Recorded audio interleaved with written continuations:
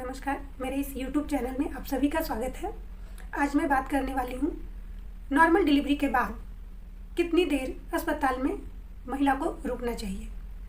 तो आप इस बात को जान लें कि जब नॉर्मल डिलीवरी होती है उसके पश्चात कम से कम 24 घंटा महिला को प्रसव कक्ष के आसपास एक सहयोगी की आवश्यकता होती है और एक विशेष देखभाल की आवश्यकता होती है जो अस्पताल में रहकर ही की जा सकती है, जिसके अंतर्गत बच्चे को दूध पिलाने से लेकर उनकी ब्लीडिंग तक को देखा जाता है। प्रसव पश्चात महिला को जब बच्चे को दूध पिलाना होता है तो वह बच्चे को ठीक से दूध पिला पा रही है या नहीं पिला पा रही है, इसकी जानकारी उन्हें अस्पताल में रहने से अच्छी तरह हो सकती है। यदि बच्चे को केएमसी की ज़रूरत है तो उसकी भी जानकारी उन्हें अस्पताल में मिलती है।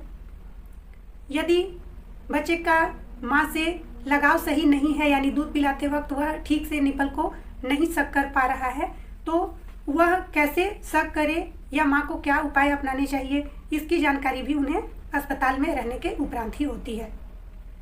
उसके बाद प्रसव पश्चात जो ब्लीडिंग होता है, कभी कभी ऐसा होता है कि प्रसव के तुरंत बाद वो घर चली जाती हैं और अचानक से ब्लीडिंग शुरू हो जाती है, जिसे नियंत्रित कर पाना काफ़ी कठिन हो जाता है और ऐसे में असमय मृत्यु भी हो सकती है।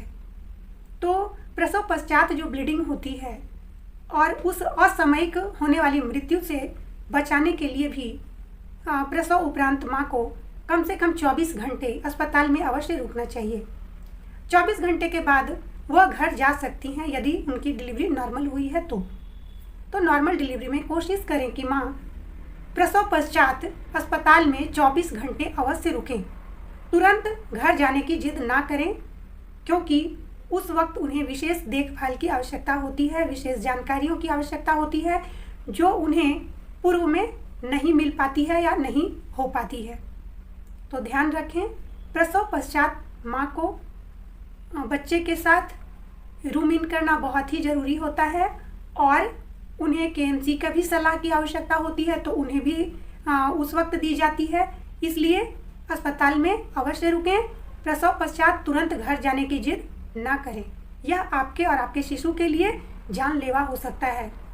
शिशु के लिए इस प्रकार की यदि उनकी नाभि का बंधन ढीला हो जाए तो उससे ब्लीडिंग हो सकती है। यदि वह अस्पताल में होती है तो उसकी देखभाल तुरंत हो जाती है, लेकिन वह जब घर चली जाती है तो वहाँ समझ नहीं पाती कि अब क्या किया जाए और ऐसे में एक्सेस ब्लीडिंग की भी संभावना रहती है और बच्चे की भी असमय मृत्यु का खतरा बना रहता है।